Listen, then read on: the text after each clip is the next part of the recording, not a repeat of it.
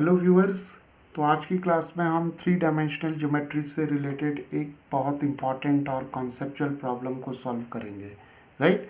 तो यहाँ पर इस प्रॉब्लम में हमें कुछ इम्पॉर्टेंट कॉन्सेप्ट्स का यूज़ करना पड़ेगा। तो चलिए सबसे पहले हम जो प्रॉब्लम दी हुई है उसे पढ़ते हैं। तो यहाँ पर दिया हुआ है हमें कि find the equation of the line passing through this point, that is 1 comma 2 comma minus 4, and the line is perpendicular to these two lines whose equations are given over here, right. So let us find the equation of the line which passes through this point, right. तो यहाँ पर हमें एक point दिया हुआ है और दो लाइंस की इक्वेशन दी हुई है जो कि इस लाइन पर परपेंडिकुलर है, राइट। तो चलिए स्टार्ट करते हैं। तो सबसे पहले हम जो लाइन की इक्वेशन है, कार्टेशियन इक्वेशन जो है उसे लिखते हैं, राइट। तो लेट द रिक्वायर्ड लाइन, जो लाइन की हमें इक्वेशन चाहिए, let the required line be L, right. तो एल से हम इसे डिनोट करते हैं और उस लाइन की इक्वेशन हम यहाँ लिखते हैं x minus x1 over a, y minus y1 over b and z minus z1 over c, right. So this is the standard Cartesian equation, or we can say this is the symmetric form of the equation of the line, right. तो यहाँ पर x1 y1 z1 जो होंगे वो point होगा जहाँ से line पास कर रही है, राइट। तो यहाँ पर लाइन जो है, this line is passing through this point 1 2 minus 4। तो x1 y1 एंड z1 जो होगा वो ये पॉइंट दिया हुआ हमें 1 2 एंड माइनस 4, और ए बी सी जो होंगे वो डायरेक्शन रेशियोज होंगे इस लाइन एल के, राइट। तो यहाँ पर अभी हम एक रफ डायग्राम भी ड्रॉ करेंगे। तो मान लेते हैं तो लाइन की इक्वेशन जो है वो ये है और x1 y1 z1 1 2 माइनस 4 हैं। A B C are the direction ratios. तो हम x1 y1 z1 की वैल्यूज़ जो है वो यहाँ पर रख देते हैं। तो जो लाइन है उसकी इक्वेशन क्या आ जाएगी हमारे पास, x माइनस 1, x1 की जगह 1 रखेंगे और ये a हो जाएगा, y माइनस 2, y1 की जगह 2 रखेंगे और z माइनस z1, तो z1 की जगह माइनस 4 रखेंगे तो ये प्लस 4 हो जाएगा, तो z plus 4 over c, right. तो ये लाइन की इक्वेशन हमें फाइंड आउट करनी है लाइन l की। अब यहाँ पर हम देख रहे हैं कि ए बी सी जो डायरेक्शन रेशियोज हैं वो हमें नहीं मालूम, राइट। तो अब हमें इस इक्वेशन को कम्प्लीटली फाइंड आउट करने के लिए डायरेक्शन रेशियोज की ज़रूरत है। तो डायरेक्शन रेशियोज कैसे निकलेंगे, तो यहाँ पर जो दो कंडीशन हमें दे रखी है, यानी कि ये लाइन जो एल है वो इस लाइन को हम L1 मान लेते हैं, राइट, और इस लाइन को हम मान लेते हैं L2, राइट। तो L जो लाइन है वो L1 और L2 दोनों पर परपेंडिकुलर है। तो अब यहाँ पर हम जो परपेंडिकुलर की कंडीशन होती है उसका यूज़ करेंगे। So here we are given two solution, two conditions, that is L is perpendicular to L1, this line is perpendicular to L1 and this line is also perpendicular to L2, right। तो अब क्या होता है कि अगर दो vectors perpendicular हैं तो उसके लिए जो कंडीशन होती है वो होती है A1 A2 plus B1 B2 plus C1 C2 is equal to 0. So this is the condition if two vectors or two lines are perpendicular to each other. तो देखते हैं, अब ये लाइन हमारे पास मान लीजिए लाइन L है, राइट।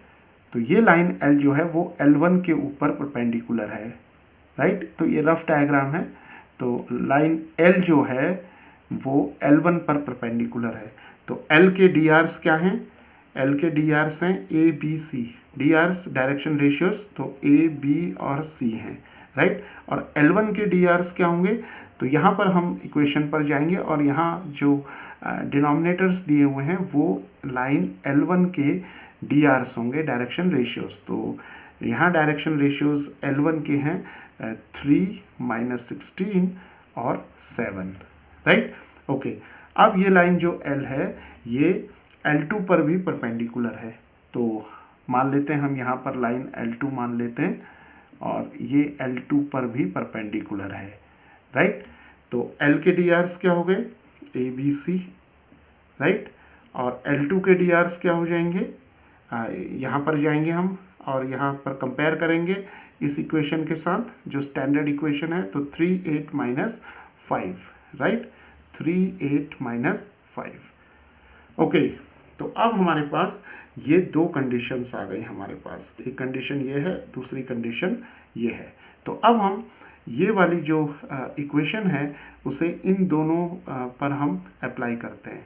तो A1 B1 C1 जो होंगे वो पहली लाइन के DRs हो जाएंगे, A2 B2 C2 जो होंगे वो दूसरी लाइन के DRs हो जाएंगे। तो यहाँ पर इस कंडीशन को इन दोनों पर अप्लाई करने पर हमें क्या मिलेगा, A टाइम्स 3 यानी कि 3A minus 16B plus 7C is equal to 0, right. और इसी कंडीशन को इन दोनों पर लगाने पर यानी कि A B C और 3 8 माइनस 5 पर हम अप्लाई करेंगे तो हमें क्या मिलेगा, 3 टाइम्स A और फिर मिल जाएगा हमें 8B प्लस 8B और फिर मिलेगा हमें माइनस 5C, राइट। तो अब हम देख रहे हैं कि यहाँ पर हमें दो इक्वेशंस मिल गई हैं A B C में, राइट। तो यहाँ पर हमारे पास 3 वेरिएबल्स हैं but we have only 2 equations, right. तो इस तरीके की जो इक्वेशंस होती हैं जिसमें 3 वेरिएबल्स हैं और इक्वेशंस 2 हैं, तो यहाँ पर हम क्रॉस मल्टीप्लिकेशन मेथड का भी यूज़ कर सकते हैं, but here will not prefer it. तो हम इसे इस तरीके से नहीं करेंगे।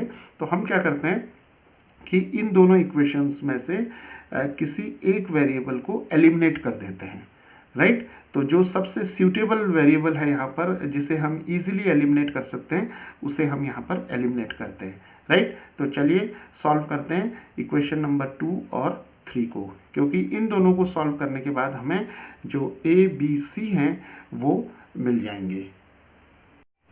तो चलिए यहाँ देखिए, यहाँ भी 3A है, यहाँ भी 3 है, राइट। तो ये दोनों सेम हैं, तो हम क्या करते हैं कि दोनों इक्वेशंस को सब्ट्रैक्ट कर देते हैं, यानी कि 2 माइनस 3 कर देते हैं यहाँ पर। तो ये दोनों कैंसिल हो जाएंगे, तो हमें मिल जाएगा यहाँ पर माइनस, यहाँ पर मिल जाएगा हमें प्लस। तो ये हो जाएगा माइनस 16 माइनस 8 माइनस 24B आ जाएगा, और यहाँ पर हमें मिल जाएगा plus 12C, right, and this is equal to 0। तो 12 से दोनों तरफ डिवाइड कर देते हैं तो हमें मिल जाएगा minus 2B plus C is equal to 0। तो C आ जाएगा हमारे पास 2B, राइट। तो अब देखिए, जब हमारे पास इस तरीके की दो इक्वेशंस होती है तो उसमें हम किसी भी एक वेरिएबल को एलिमिनेट कर देते हैं। तो एक वेरिएबल को एलिमिनेट करने के बाद जो बाकी दो बचते हैं उसमें हमें एक रिलेशन मिल जाता है और उसी रिलेशन को हमें फाइंड आउट करना पड़ता है, राइट। तो अब हम C is equal to 2B हमें मिल गया, तो अब हम आगे प्रोसीड करेंगे और A की वैल्यू फाइंड आउट करेंगे। तो अब देखिए हमें मिल गया है C is equal to 2B, right. तो अब हम क्या करते हैं यहाँ पर कि C is equal to 2B is equal to हम लैम्डा ले लेते हैं, और लैम्डा जो होगा वो एक स्केलर है, लैम्डा को हमने यहाँ इंट्रोड्यूस कर दिया, right. So lambda is some scalar और we can say it is a real number, right. तो लैम्डा यहाँ पर 0 नहीं होगा, राइट। तो हमारे पास C is equal to 2B is equal to lambda आ गया। तो अब हम क्या कर सकते हैं, यहाँ से C की वैल्यू क्या आ गई, लैम्डा आ गई, और 2B को अगर लैम्डा के इक्वल करेंगे तो हमें क्या मिलेगा, B is equal to lambda over 2 आ गया, राइट। तो B की वैल्यू क्या आ गई, लैम्डा ओवर 2। तो अब हम C और B की वैल्यू जो लैम्डा के फॉर्म में है इसे हम इक्वेशन 2 या 3 में से किसी में एक में रख लेते हैं, तो वहाँ से हमें A की वैल्यू मिल जाएगी लैम्डा के फॉर्म में। तो चलिए इक्वेशन 2 पे रखते हैं। तो अब हमारे पास क्या आ जाएगा, 3A हो गया और माइनस 16B, और B की जगह आ गया लैम्डा ओवर 2, और यहाँ पर आ जाएगा प्लस 7 लैम्डा, राइट। तो ये हो जाएगा 2 8 ज़ा 16, so we have 3A minus 8 lambda plus 7 lambda equal to 0। So we have 3A minus 8 plus 7 हो जाएगा माइनस लैम्डा है यहाँ पर equal to 0। So lambda is equal to 3A, और we can write A is equal to lambda over 3, right. तो यहाँ पर जो हमें c is equal to 2b मिला था और हमने लैम्डा जो स्केलर को इंट्रोड्यूस किया था उसका जो ऑब्जेक्टिव है वो यही है कि a b और c की वैल्यू को हम इस लैम्डा के फॉर्म में लिख लें। तो चलिए अब हम यहाँ पर लिख लेते हैं a की वैल्यू लैम्डा ओवर 3 आ गई, b की वैल्यू लैम्डा ओवर 2 आ गई और c की वैल्यू लैम्डा हो जाएगी, राइट। तो ये a b और c की वैल्यूज़ हम यहाँ पर सब्सटीट्यूट करेंगे क्योंकि जिस लाइन की हमें इक्वेशन चाहिए उसमें हमें पॉइंट तो मालूम है, यहाँ पर गिवन है कि ये लाइन जो है 1 2 -4 से पास हो रही है, but we do not know the direction ratios. तो ए बी सी की ये वैल्यूज़ हम यहाँ पर रख सकते हैं। तो अब लाइन जो L हमें हमारे पास है इसकी इक्वेशन कैसे मिल जाएगी हमें, x माइनस 1 ओवर a हो जाएगा हमारा लैम्डा ओवर 3 और यहाँ पर आ जाएगा y माइनस 2 और b की जगह हो जाएगा लैम्डा ओवर 2 और यहाँ पर मिल जाएगा हमें z plus 4 over c and c is lambda, right.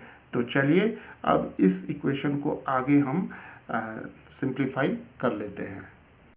तो अब हम इस लाइन को इस तरीके से भी लिख सकते हैं क्योंकि लैम्डा जो है वो हर एक टर्म में है तो हम इसे एलिमिनेट कर सकते हैं। तो हमें मिल जाएगा x minus 1 over 1 over 3, y minus 2 over half and z plus 4 over 1, right. तो अब इस लाइन के जो डायरेक्शन रेशियोज हैं वो 1 ओवर 3, 1 ओवर 2 और 1 हो जाएंगे, राइट। तो अगर हम 3 और 2 का यहाँ पर एलसीएम ले लें तो 6 आ जाएगा और 6 से मल्टीप्लाई करेंगे ईच टर्म को तो हमें मिल जाएगा यहाँ पर 2, 3 एंड 6, राइट। तो इस लाइन L के जो DRs होंगे वो 1/3, 1/2 और 1 भी होंगे और 2, 3, 6 भी हो सकते हैं, राइट।